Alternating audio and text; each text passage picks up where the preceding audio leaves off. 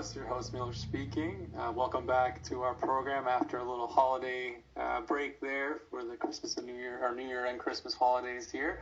But we're back. We're back to talk about everything Serbian football related, and we're happy that you're here with us. The whole crew is here. So, my man Luka, how are you doing today? I'm glad that you're. Thought you got a little caught up in the Washington D.C. trouble. Nah, man, yeah. I had to get out of that war zone, dude. So yeah, I'm in Virginia now, just chilling out until the inauguration passes, dude. Safest place to be. Right. Ellie, how's the political turmoil in Australia going? Oh shit! This is not the Luka Jovic's mummy's hot podcast. Oh fuck! I'm on the wrong one. I swear to God. 2021 is only 19 days old and I've screwed up already. So, yeah, we might as well write off 2021 already now. Bugger it. Alex, how's it going? What's Belgrade like today? The same as usual. Pretty good to hear from you guys because I haven't heard from you from last year. As we starting to show off with a bad joke. And, yeah, things are pretty much standard. And some new recording equipment considering that I bought the Bitcoin after it's just dipped a bit. So, Hell yeah. Going good. Hell yeah. There you go. Always by the dip is what I think. Alex, I'll give you 10 days. You're going to be the second richest bloke in Serbia after Alexander Vucic. Yeah, for real, man. There you go. All right, boys, back to the show, back to the Serbian football talk. The thing is, when we had our last show about 3 weeks ago, we were supposed to have a new manager that week, but it's almost February and there's still no new manager, of course. Today there's so much that's happened. I mean, today Michael Pontic, the vice president of the Football Association, said that we want Dragan Stojkovic, and Dragan Stojkovic wants to be the coach as well, and we're trying to work it out with the club, and it should be good to go by mid-February, which is awesome because our games are in March, but so many things happening. Still no manager. Of course, our Superliga All-Stars, if you want to call them that, are traveling to the United States in about a week to play a friendly against the U.S., as well as a quick stop before that in the Dominican Republic. Of course, global pandemic, everything's closed, all the borders, nobody's traveling, but, the best players from the Superliga have to go to the Dominican Republic in the middle of January to play a friendly game against their national team for whatever reason. But hey, get the money while it's good, right? Right. They must be devastated. Let's go to the Caribbean. they must be horrified. Poor buggers. Hell yeah. Let's talk about the national team coaching carousel, fiasco, whatever you want to call it at this point. Last time we spoke, it seemed like Sam Milosevic was going to get the job. That report came, everybody turned it down, and he was the last man willing to take the job. And then FSS quickly denied that, said that Stojkovic is the one they want and all that. And apparently Stojkovic doesn't want the job, but because of his contractual deal with this Chinese club, he's owed about maybe $20 million over the next couple of years, and he might be forfeiting some of that money or a lot of that money if he takes another job. So that's the big holdup with him, is if he wants to forfeit all that money to take over Serbia when, we might get rid of him in a couple of months when things don't go so good in qualifying, which is understandably a big risk for him. Luka, what are your thoughts on the fiasco that we're experiencing right now with the coaching search and everything that's happening? Let me make it very easy for Pixie, man. If the choice is between giving up, tens of millions of dollars and going to coach the Serbian national team, the dude should just stay in China and collect the money, man. Because like you said, we already know the track record of our federation, man, and a couple of bad games, couple of losses, and he's out of there, dude. And so just to make it easy on him, I think he should just stay, especially with everything that's happened in the fiasco. We're supposed to get a coach by the new year. That didn't happen. Now it's looking like, February, mid-February? God knows if that's going to happen. How much longer can we kick the can down the road before we become serious about this? I don't know. I don't even know what else to say, man. I just have to tune out all the noise until somebody is finally appointed, and then we can have a proper discussion. But everything else right now is just I mean, it's truly unbelievable what's going on in our search for a coach. Truly unbelievable and truly unsurprising, of course. Mm-hmm. Veli, what are your how are you feeling about this whole situation right now? So this is where I put it in. So Luka, brother, I agree with you, right? You would think to yourself, on the face of it, mate, if you don't want it, then don't come, right? Like, I don't want anybody who is there under duress or anyone there is under gunpoint. Right. But on the other hand, to go with what you've just said, it is the job of the Football Association to make the national team job that attractive that you would leave your position in a club or you basically in a club from wherever continent you are to take up the national team job. Like it is your position as the FA president, as the FA committee, board, uprava, whatever you want to call it, to make it a position that is so sought after that people are basically stepping over each other to get that job, and that's what we don't have. Right. So the fact is that all we're doing now is we're feeding horrible fodder journalism and giving them an extra 3 weeks, 4 weeks, whatever it is, playtime. So Blitz can be sold at Shazdezdinara or Informa or Serbia Danos or whatever it is, and it's just a farce. Do you know what I mean? Like, now, me personally, we've talked about on the other pod. The part that I don't understand with Pixie is the fact is that he has that reluctance to take on a job of some risk, because at the end of the day, he formed a magnificent reputation as a player, not just in, obviously, the ex-Yugoslavia, but in France. He obviously would still have a reputation in a place like Italy. And then the pump-up that he had from a possible successor, which at the end of the day amounted to nothing for Arsene Wenger, in an Arsenal. So he's found himself a little niche in Asia, and then, he seems to be, like, untouchable over there. And if he's earning the millions, nek mu bude, like, all power to you. So to me, it's that combination of the fact is that Pixie really doesn't want to take the risk to possibly harm some type of reputation that he has in the coaching ranks, and the inability of the FSS, I beg your pardon, to say, okay, this is a job that every potential Serbian manager needs to get. So that's where I stand on it. And it's even worse than that, Veli, too, because what you have is actually the opposite, where the journalists are saying this guy is the last guy who actually wants to accept the job, instead of all of the people are flocking to the job, right? So this guy will actually accept it, nobody else will. That's just how dire the situation is, man, and it's just very sad to see. We all understand that in modern, beg your pardon, sorry, mate, we all understand that in modern football there is more money in club coaching.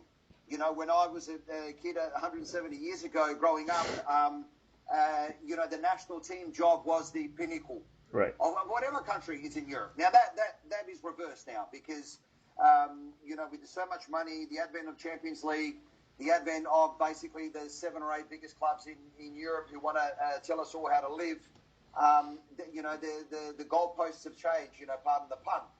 But at the end of the day, it is still a national team job of a very proud nation, and we should give it to a person who is ripping the doors open, who's wanting to do it, who has a plan, who has some type of focus, and then an FSS who's willing to back that plan in. And I mean, the way things are going, somebody's going to get the job by default. You guys remember that famous scene from The Simpsons where Homer says his favorite 2 words in the English language are default? that's how somebody's going to get a job, Right. Someone just going to get the job. The Denver Broncos, that's the one. That was my favorite. Default.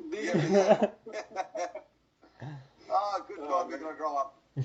Yeah, I mean, if it's reading those articles about Pixie's situation in China, I think something like he's owed, $400,000 a month for the next 3 or 4 years Mm-hmm. because the club got out of the contract. So that is not something to scoff at. I know he's made a lot of money for the last 40 years, right? So I don't know if he really needs that much money, but everybody needs money. I have a solution. Because Alex will say something a lot more intelligent than I have to say, which is not that hard. But I have a solution. We just need to pay the Chinese off in wine. Okay, so we send up a whole pallets and pallets and containers full of Serbian wine. Get Zrika from Nikadnije Kasno to pitch in and to get him released from his contract, because they're not buying Australian wine anymore, so they might as well buy Serbian wine. Give him a temporary dispensation from his Chinese contract. Get him to coach Serbia, and if it doesn't work out, he can go back there and earn his millions. Alex is saying something more intelligent than I did, for the love of God. Not that it's that easy to do that, considering you put it in a very nice spectrum, but no, considering we'll be taking the Chinese vaccines anytime soon, I think that we've covered our costs more than enough. In regards to Pixie, I think that anything, because I think no one's really going to get the job. I'm fully expecting, Lotovic or somebody else to come in at this point, because, giving up that many millions is something that nobody would want to do, first of all. Second of all, Pixie is treated like a golden god in every other place he's been at, and we know that he had negative experiences when he was with Zvezda, when he was the president. He had a very bad experience when he was the president of the FA in terms of how things went on in the 2006 World Cup. And even if he comes in, I understand that the national team job isn't a job that demands that much tactical knowledge, because you don't have enough time to work with players, and I'm sure that on authority and respect he would do a lot, but none of us have seen him manage. I've been the masochistic enough to watch the Chinese league from time to time, and sure, they play great football here and there, and then they concede 500 goals and they finish mid-table, and he ended up having more losses than wins when he was at Guangzhou or Grande. So I don't want to say, look, I'm going to be biased if I come out and say Milosevic would have been the better pick. But I think that in terms of his ability to scout players and develop players, which is something that we saw under Tumbakovic, where we had Juricic and Lazovic and other guys really take steps forward, I think Milosevic could do the same thing if he had a proper coaching staff. Now, of course, if you're giving Radovan Juricic, who has been pushed forward as the main assistant candidate for a long time, if you're giving him the reins, then we might as well write off the qualifying campaign off. But as far as when people are going to come in, I think it's a huge black mark on this particular FA. I think that what they've managed to squander in the way they've done things, because a lot of people have come out, and I'm trying to take this away from the coaching position, because that's just a consequence of a bigger cause, and that's the lack of any type of long-term thinking or any type of thinking at all from the FA. And people try to look at their biographies and they try to say this and that. I don't look at people for what they are. I look at people for what they do. And what this FA has not managed to do is have any sort of systematic thinking. They've not managed to appoint the right people at the right time. They've ruined pretty much everything they've touched. Any kind of good results that we've had, we've looked into because of great inspiration from the players and managers who've tried to make things work. Even when we didn't have any kind of chaos, they initiated the chaos. And this is just another example in the ring. And until anything happens, it's hard for me to say anything. I mean, you look at the first few fixtures that we have, you couldn't have a more difficult set to start with. You've got Portugal away, you've got Ireland, and you would think that a manager would be there for 2-3 months scouting them, and instead we're going to wait until the last minute and probably not going to have anything happen. So I wish I would say something funny or intelligent or smart, but in reality it's just been more of the same. It's been very depressing for me because I look at the amount of players that we have and the talent that we have, and the fact that very basic decisions, that with very basic common sense decisions, things would be much more optimistic. And even if they weren't common sense decisions, if you tell me that there's a plan, that you're giving somebody 4 or 6 years to do something, even if it is somebody you're scraping at the bottom of the barrel, I'd be willing to accept it. The fact that they're still doing the one thing that I was hoping they wouldn't do, which is the principle today for tomorrow, shows that until there's a complete restructure, there's not much to change. And I sound like a broken record, which is why I feel very unenthusiastic and very bored when speaking about this. But it is what it is. I mean, I want Pixie to come because I think it would be great. I think it would feel right. And I think that you don't need to have incredible tactical knowledge to be a good national team manager. I think that Andriy Shevchenko isn't the greatest manager in the world in terms of his tactics, but, he learned from Lobanovsky, Mourinho, and so many other great coaches. And Dragan Stojkovic learned from Beckenbauer, and he learned from, Arsene Wenger and guys like that, so you would hope it would rub off on him. The question is, considering he's been out of European football and he's been out of things for 25 years, I mean, he's been in Asia for so long, not 25, but let's say the last 10 years, how he come in and make the transition. That's something that, for example, we saw with Aleksandar Stanovic on a much smaller level when he took over the Partizan manager. It took him 3-4 months, and it's still taking him a long time to adjust to things in Serbia, where he was making very basic tactical mistakes, although some of them weren't forgivable. But it was expected because he hadn't been in European football for 5-6 years, and a lot's changed since then. Pixie hasn't been in European football in the last. As a manager, he's never been there, and as a football worker, he hasn't been there in 10 years. So even if he comes in, how he connects, unless he has crazy chemistry and crazy respect for the players, I see no guarantee that things would work because we don't know enough. And the fact that they're trying to push the story as we're speaking to him and this and that. I mean, they were speaking with Boran Milutinovic before the Euro 2004 qualifiers. It felt like for 4 months. I was not old enough, but I was bored enough to go through all that. I mean, you can look up various articles about, big-time news portals reporting how they wanted Boran Milutinovic for 2-3 months on end, and then nothing materialized. And then the same thing was with Carlo Ancelotti, and the same thing was with this guy and that guy. So they're just buying themselves more time, and because people aren't angry enough or they don't have the resources to fight them over it, it just kind of goes unnoticed, and it's very frustrating, and hopefully a decision's made soon. But I have no faith whatsoever, based on previous decisions, that the decision is going to be the right one. And even if it is the right one, I fully expect them to screw it up. So the coaching search seems hopeless, but in football, it's always important to innovate, look ahead, start trends, be a blazer in a sense of trying something new. So maybe we'll be the first national team with a computer generator as our manager. What do you guys think? I'm not AI. manager. I love The other solution that I have, if there's any leftover protesters in Washington who stormed Capitol Hill, can we maybe dress them up in bear furs and Shrikacha and Shubare, and then they can go storm Novi Pasova and then clean out the whole system over there? That would be unbelievable. Made it a great idea. The problem is they're already being interviewed for being the managers, considering how well they broke through the defense of the Capitol. You would think they'd break through Portugal's defense, so they're already getting the head coaching job. God, the last time we did that was in the Salonika front 100 years ago. So yeah, we can get the remnants of them too. Oh man. But I mean, who knows what's going to happen, right? Yeah, but realistically, how much do you think that they would even pay Pixie to come? It would not be maybe around $1 million if he's lucky. They would certainly pay for my taxpayer money, which I don't want to say they got enough money. They've stolen enough. Right. For themselves. But yeah, what would that go for? Alex, would it be €1 million a year, or what would it be? Yeah, I think it'd probably bonus heavy, right? If you make the World Cup, you'll get like $5 million. Yeah, if we win the World Cup, we get $10 million. It's the same story it would be here. I mean, I don't know. I think that he would. We ain't getting any of that.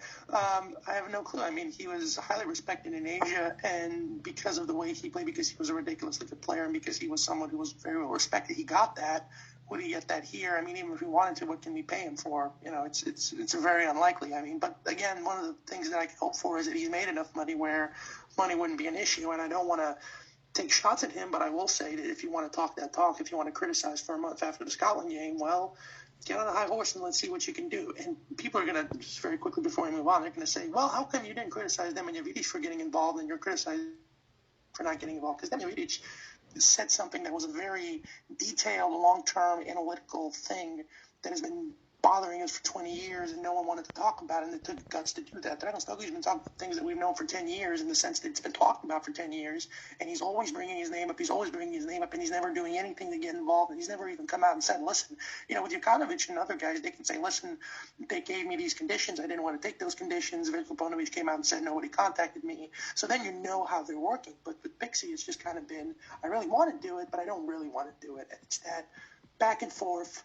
will he or won't he? That's the most frustrating part. Just say, listen, I don't want to work with these people because they're not going to give me my freedom to do what I want. Everyone's going to support you for that. Or say, I'm going to go and be Don Quixote and fight against the windmills, and I'm going to try and do the impossible task of getting us to the World Cup any way I can. But make a decision. And the fact that the indecisiveness has been so prolonged is what's most frustrating, because at the end of the day, it's only people like you, me, Luka, Milos that are suffering. They're in gravy and they don't really care. To further complicate things, I heard Pixie only wants to be paid in Bitcoin as well, so that might be another. Absolutely.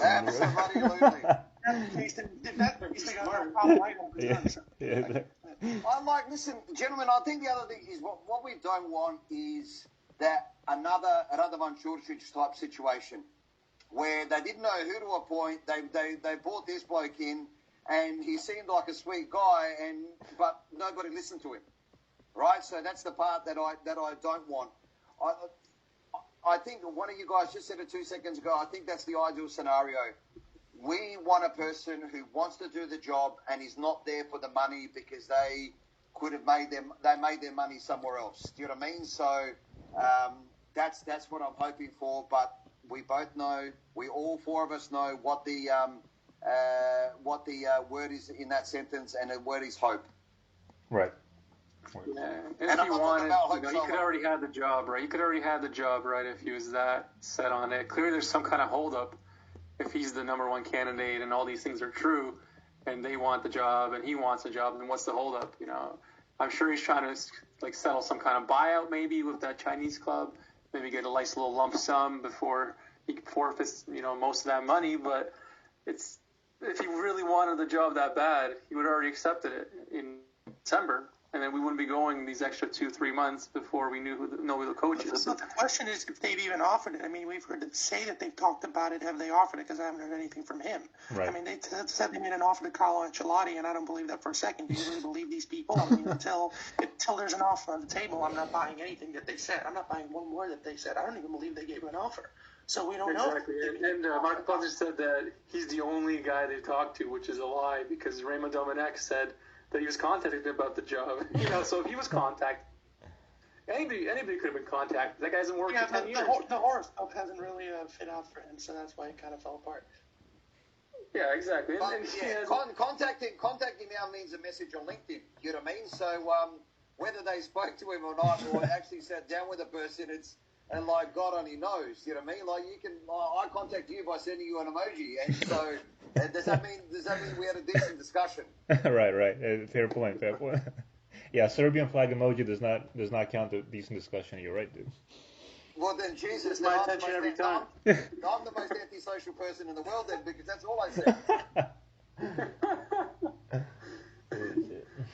We will not get involved with other Slava-based transgressions that have popped up in the fine chat amongst us four Germans.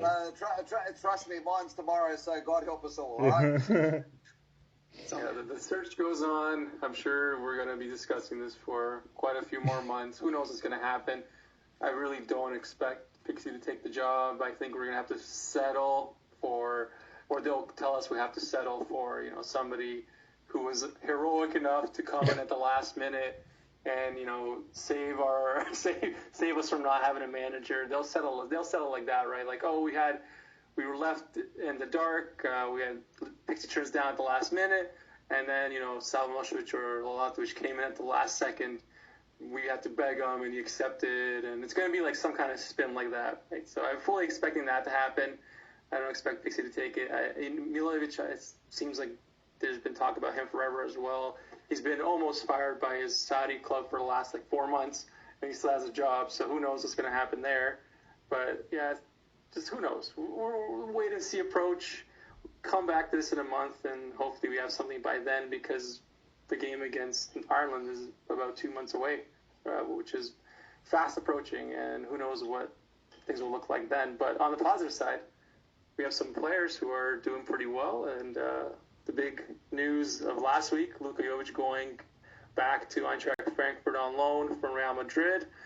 Real Madrid paying a hefty price for him to go on loan as well. I think they're covering quite a bit of his salary, which is great for him.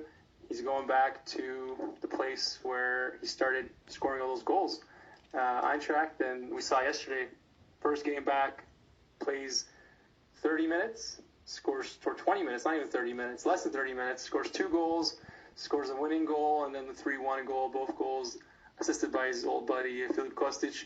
It's amazing to see Luka Jovic back in the goals. It's amazing to see him playing in a system that works for him. And it could come at a better time with the qualifiers starting. Obviously, we know Mitrovic isn't playing right now. He's going through his struggles. Seems like he's having issues with the manager as well at Fulham. Vlahovic killing it in Serie A, so that starting spot is up for grabs between those two youngsters. I wouldn't imagine that Mitro is in the conversation right now, unfortunately, until he gets back on the field and starts scoring again. Luka, what are your thoughts on your namesake going back to Eintracht and the impact that'll have on us and him. Yeah, but I mean, it's just great to see, Luka Jovic smiling again. I think this is the most active I've seen him on like Instagram or social media. After he scored those 2 goals, he like shared pretty much everything he was tagged in, it seemed like, right? So you can tell that he's happy. Even him being back at Eintracht is even making like Filip Kostic better player, it seems like, because automatically his name is on there as well, right? Because he's assisting him. Yeah, man, I'm very happy with the move. I'm very happy he got away from that situation at Real Madrid. It was going nowhere. You could see it was totally affecting his confidence.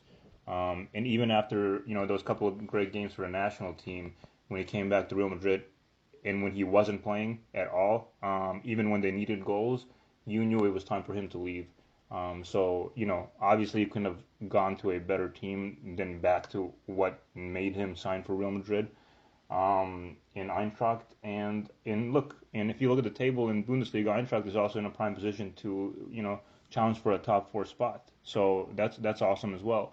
But I love it, man. Obviously the Mitrovic situation is extremely disappointing, and I think it's absolutely disgusting what's happening to him over there at Fulham, given the fact that he gave his heart to that club, and for the way he's being treated now, I think is definitely distasteful, man. But on the bright side, we have Vlahovic.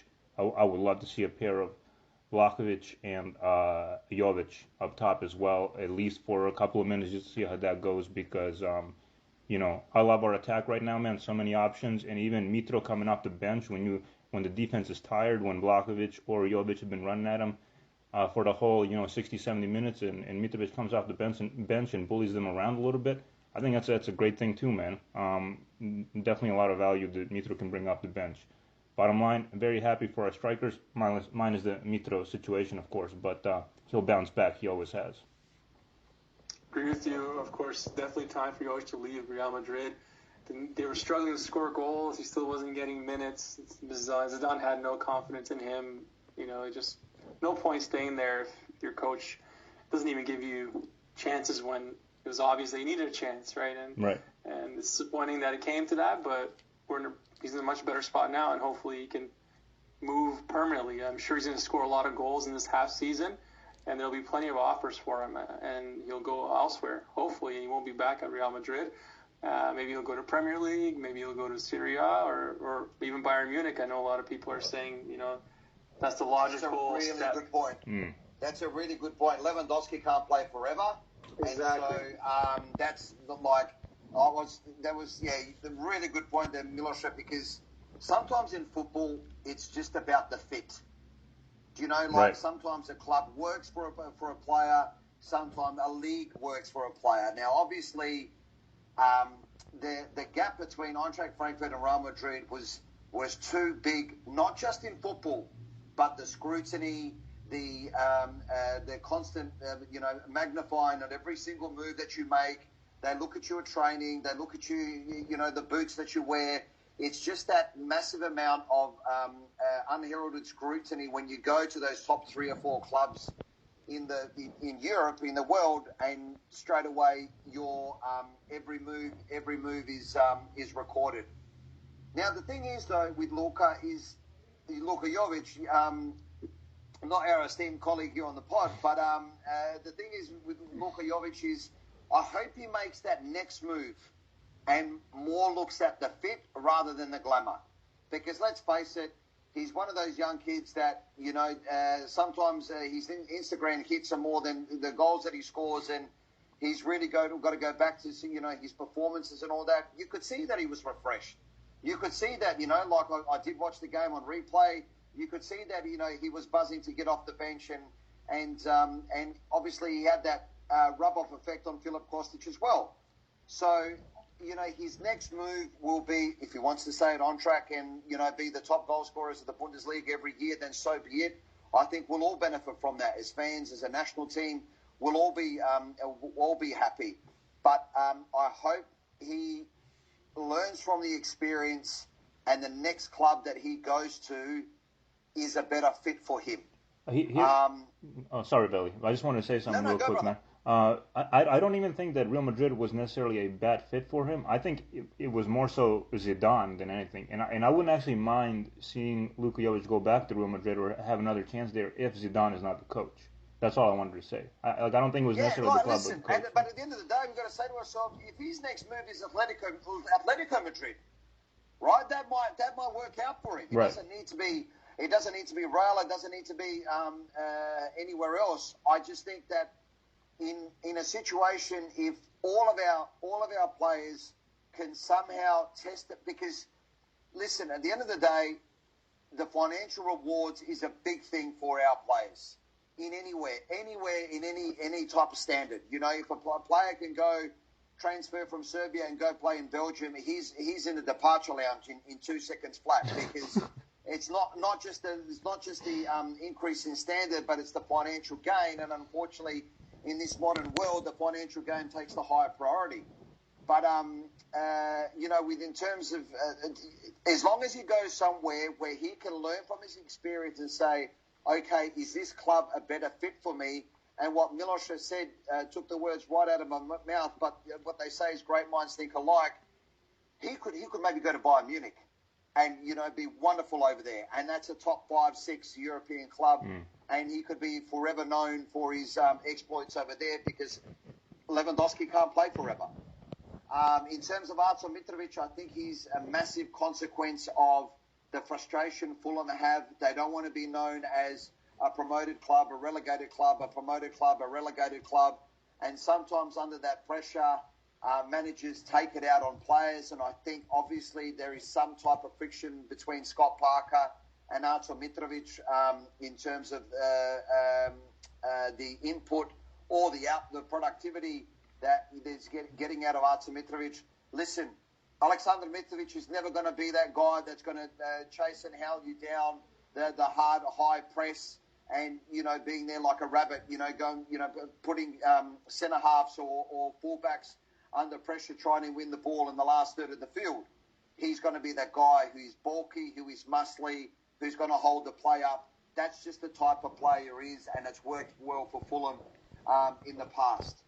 The other one, Milos, I'd love to bring up is if the results or the rumour is true, the goalkeeper from Eibar, Dimitrovic, possibly going to Seville in Spain.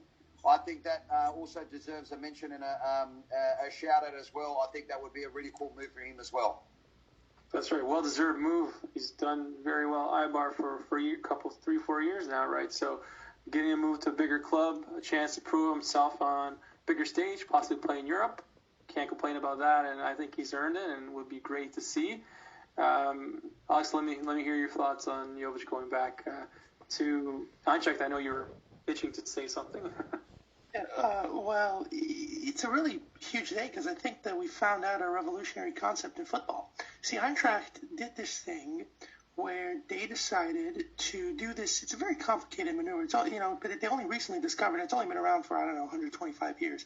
See, when you have this guy who's in opposition goal, the point is to get the ball into the other goal, and usually when that guy is closest to the goal, you actually try and pass him the ball and you give him the ball. See, it's a concept that you would think a 13-time European Cup winning club would understand. You would think that a club with all of the best players in the world and a club that has a manager who's won the Champions League 3 times would understand that when you have a striker, you pass him the ball, you give him service, you give him confidence.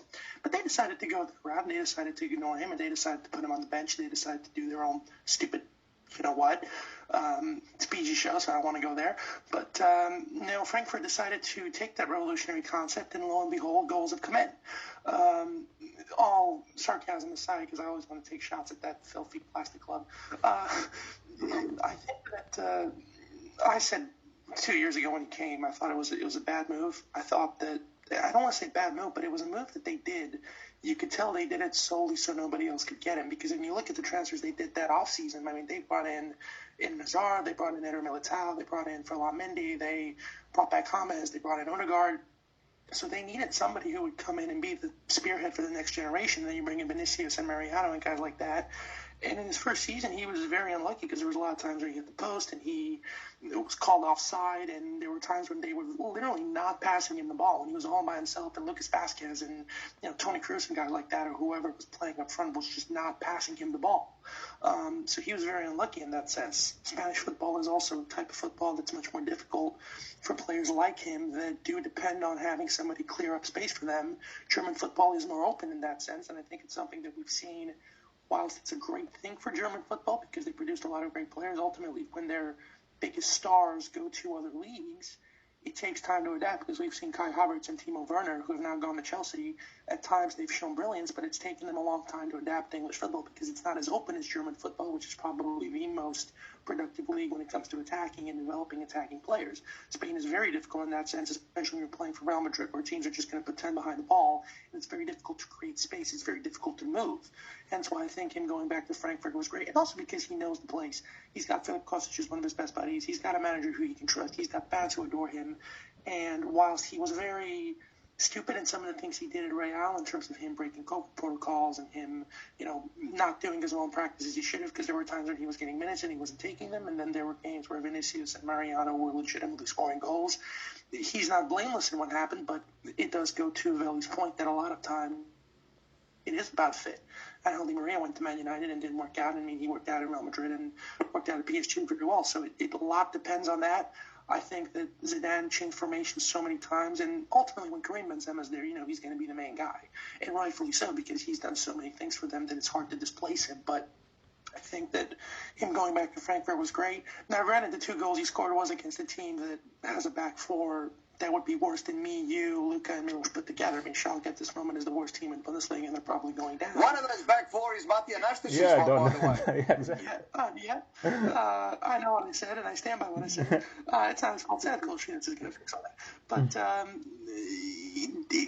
with that being said, you can tell in his movement, you can tell in his precision, you can really tell in the way he played for the national team. I mean, he got no minutes in Madrid and came to the national team and scored, 3 goals and 3 assists in 3-4 games, whatever it was, against Russia and against Scotland, against Norway, and not against Norway, against Scotland, Russia, and Hungary.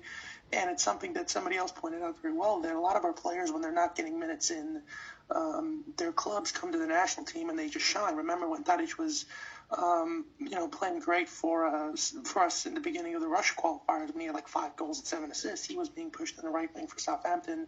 Mitrovic wasn't playing at Newcastle, and then he started scoring a bunch of goals. So a lot of guys have gone ahead and done that. And I think that it was great for him that he got those minutes. We've seen what Vlahovic can do. And I'm very happy for him. Frankfurt are very close to getting in the Champions League. The team is not that different than what it used to be. They don't have Icinovic. They don't have a couple other guys. They don't have Sebastian Haller. How they didn't sign him, how they let Ajax get him back is a mystery to me. But I'm very happy for him. He's going to score a lot of goals. I am convinced that the Premier League is going to be the next logical step. I'm convinced that he's going to do great there because I think that the space is much more open in Spain, and I think it's a more intense type of football, which suits him because Raul Jimenez is a striker that's not too far away from him in terms of play style, and Raul Jimenez has been one of the best strikers in the Premier League for a long time, in my opinion, at least since he's come in. So I think that that's where his next move could be. Or maybe he just stays in the Bundesliga. I mean, hey, you're nominating in the Bundesliga. That's not a bad level. I mean, the best player in the world right now from the Bundesliga. So I'm very happy for him. I think that he should not go back to Real whatsoever.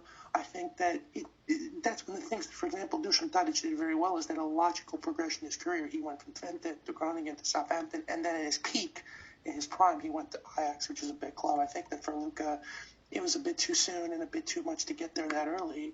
I think additional development for him at a club like Frankfurt, where he's adored. And Frankfurt's a big club in itself. You're not going to some tin pot tiny club.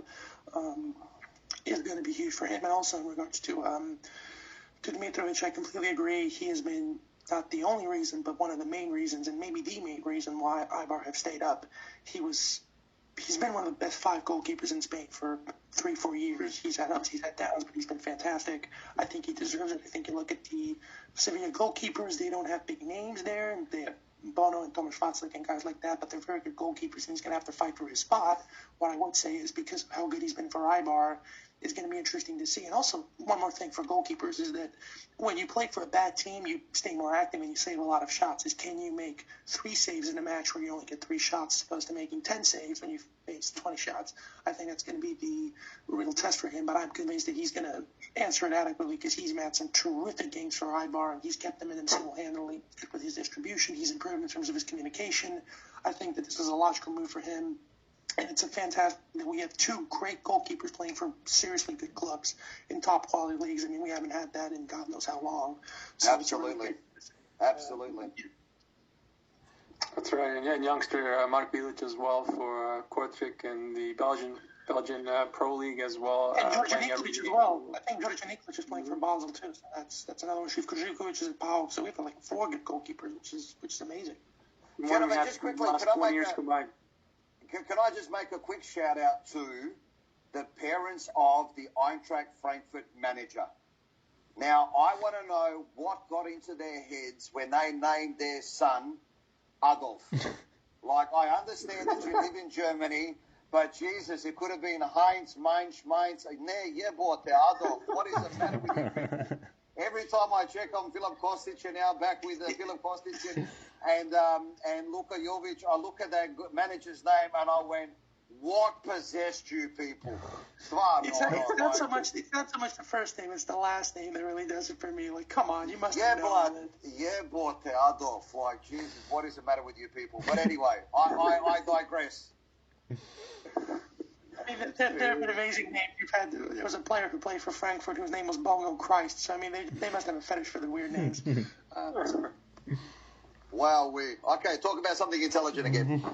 And Luka, I mean, Alex had a great point about the Premier League. I think Yovic would be great in the Premier League, and as someone who's a bit of a Manchester United fan, I would love to see that move.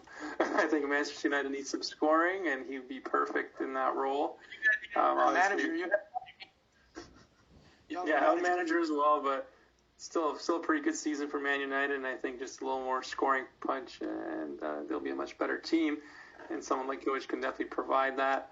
A lot of things happening with our players, and talking about Mitrovic as well. Him and Milojevic getting in the headlines because they were having a family get-together for Božić, and somehow that was like looked upon and spoken so negatively in the media, and they broke protocol. Like, whatever, these guys they're each other's only friends in London. Like, their families are together all the time. Who cares? Like, who cares if they're together? All reports said when Luka Milivojevic pekao pras in his backyard, none of his neighbours complained. You know what I mean? So the fact that he brought people over, then that's when people dobbed him in. Yeah, exactly. Like, come on, who cares about this stuff? And Mitrovic, you can say what you want about his play this year, but he by himself almost promoted Fulham twice to the Premier League. That's about $200 million that he's given that club. And for him to be just kind of ignored right now and mistreated, it's really, really dumb. I feel like it's disrespectful as well, because he's been the only thing at that club that was working for so long. He saved them from irrelevancy, took them to the Premier League, brought them back to the Premier League. I mean, it's not his fault that the majority of their transfers have been awful, that they couldn't find a decent defense for the last 3 years until the last couple months. I don't know how he's taking the blame for the problems at Fulham. It just doesn't make any sense. Well, I think guys, can anybody... Sorry, Alex, go, buddy. Go, mate. Very quickly on that, I think that the moves they made this summer have actually been good. I think that getting in Loftus-Cheek and Harrison Reed and guys like that, especially in Giese, has been great. Adamola Lookman and Cavaliero, I mean, they've made good transfers, and I understand that Parker wants to play a different type of football, and in that type of football, it is more difficult for Boucher to get involved. He has had an injury, because you remember he played the championship playoff final injured. I mean, he hasn't looked the same for the national team since, and he hasn't looked the same since, and maybe it's just that he hasn't healed properly. The issue for me is that a lot of the blame has been placed on him unnecessarily, because you look at the amount of goals they conceded. I mean, fucking hell, he could score 25 goals and they wouldn't stay up. So that's where I have an issue. In terms of him not playing, I get it. It's a manager's idea. He wants to play like that. Fulham might stay up because of it. I like Scott Parker, the player. I like him as a manager. But to have the fan base and to have him kind of implicitly put blame on him, especially for the whole celebration thing. It's like they're looking for a reason to kick him out. And truth be told, I think he should go. I think that there are clubs like Everton, West Ham, and others who would, or Wolves especially, now that Jimenez has gone down, they would be dying for his service. And I think he just needs a change. As much as he loves Fulham, as much as I love Fulham, you need to make a change sometimes. I think he's above that level, and I think that the style of play, the situation is such that he needs to go somewhere else, and it will be better for him. I think Mitro would destroy it in Serie A or Bundesliga, to be honest. You have much more service there. Serie A, he can get 20 goals easy. I mean, that's not even a debate. Mitro at Roma, 25 goals easily. You got a replacement for Dzeko anyways, although you compare the two of them. Dzeko can't play forever either, that would be a good fit for him. You compare the two of them up, and I think no defense is going to look forward. They're like, fuck, we have to guard these two guys. How crazy exactly. That's how it will work. Guys, very quickly, I saw on the weekend that Filip Juricic got sent off, and I'm thinking to myself, as you know, I'm a massive Filip Juricic fan, but he's lightweight, he's gentle, he's a pretty player, and I'm thinking, buddy, what did you get sent off for? Did you steal from the Red Cross? I'm not quite sure. Did any of you guys catch it, like, far out? When I saw a red card next to his name, I thought he'd be devastated. I was devastated. I know he scored a goal in the 94th minute. He got sent off after that, I'm assuming? Yeah, I just saw that he got sent off, and I went, "What for? Did he swear or something like that?" Because he might have got the most gentle type you've ever seen. Right. Yeah, it must have been after his goal because he scored in like the 94th minute, so he probably celebrated something. Maybe he took his shirt off and got a second yellow. Who knows? But yeah, exactly. Yeah, I know he exactly scored. Right. But they still play in the gribbiest shirts in Europe. They still play in the gribbiest shirts in Europe. Yeah, it looks like black and green. That black and green is unbelievable. That looks really good. Well, you got any other shout-outs this week? I know you're always... Okay, absolutely. So, absolutely. I would say that I'd had this written down, but I'm lying. So, just quickly, I'd love to just shout out and reach out to Porodica Lakic and Porodica Jaglica in Sydney, Porodica Hinic and kumovi Stjelja here in Adelaide. Sutra nek vam je srećna slava, živi, zdravi, bili, and I hope they will have a wonderful day. Fantastic. Yeah. Hey, very quickly. Go ahead, okay. Alexa. Go ahead, Alexa. I got a shout out after you. Very quickly, to just make a quick mention, because we haven't talked about it, the departure of Richmond Boachi from Crvena Zvezda is also kind of a big news bulletin. One of the best strikers club's had in the last 10 years, and even his arrival is seemingly a good guy. And I wish him all the luck in the world. I think that he was a very important piece in the last 3 years, and it's going to be interesting to see where Zvezda goes with the striker situation from now on. It seems like Falcinelli is here to stay. What happens with Pavkov, we'll see. But, Boachi leaving is a big deal because he was one of the best foreign strikers, I have to say, that played here in the last 5-10 years. His contributions, even though he can annoy me at times, his arrival, I have to respect him because he was a really good player. So all the best to Boachi. For sure. Not only one of the best strikers, but also one of the best men. This guy he's never had any issues. Always a happy guy, smiling, great teammate. Lovable in all the interviews and in practices as well. So one of the legends for sure. And that's what our league should, focus on, getting foreigners like him, people that have attitude, who are here to just be a footballer and not anything else. And that's what most clubs should be looking for. Because at the end of the day, foreigners to come to our league. Right. And at the end of the day, those people are also ambassadors to the country of Serbia. So it's always good to have good men come in and then go out and then just say, good things about their experiences in Serbia. But a real quick shout out to Duško Todorović. If you guys are UFC fans, you might have seen his fight. Unfortunately, he lost. It went badly. Yeah, it went badly. He lost, but it's his first loss. He was 10-0. Now he's 10-1. Still a great record. Still a great resume. Head up, very young guy, but a very bright future despite the loss. I just wanted to give him a shout out because I'm still going to be watching his fights because I definitely think he's got what it takes to be a champion in the UFC. It was really good. Just get those hands up, man. I know, exactly. But that's going to be the learning experience. No more leaning back with your hands down. For sure. Another big fight for one of our fighters coming up too. If Rakic fighting for basically a title shot if he wins his next fight. Right. He's probably the next in line for a title shot, which would be amazing to see a Serb as a champ in the UFC. I know he was representing Austria and he's from Austria, but last fight by his name, so Let's go. That's right. And that card, that Adesanya card that Rakic is fighting on, is actually featuring another Serb, Uroš Medic, a guy who came through the Contender Series, Dana White's Contender Series, and another guy to look out for because he's also a beast as well. Trains with Marvin Vettori, who's in the UFC and doing big things in his division as well. So, a couple of good fighters to keep an eye out for sure.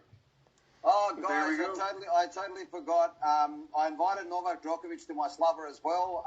He's here in Adelaide under quarantine, and I'm not having much success. So, Nola, if you listen to this, which I absolutely guarantee that you probably would give it a miss, and I know how you feel. At 6:30, he adored you because of Petra Seribu, and no one likes a cold. All right, because it's possible. So, you're most welcome. So, and see you three about 6:30 tomorrow night. Okay. Just make sure that it's gluten free and he's going to show up in no time. Absolutely. See you three about 6:30 tomorrow night. I think he'll come if you guys jump Kyrios at the airport. I do. And there's a new definition of the word dickhead, and that's Nick Kyrgios. I swear to God, they laugh at him. They don't know whether it's him or Bernard Tomic. They people just piss themselves laughing at these guys. You know what I mean? It's hilarious. But yeah, new definition of the word dickhead. It's Nick Kyrgios. There you go. All right, boys. Great to have you. Great to have the pod back. Some great talks today, and we'll be back next week again with, probably in some more bullshit news about the manager. But we'll see how that goes. It's a 27-part series.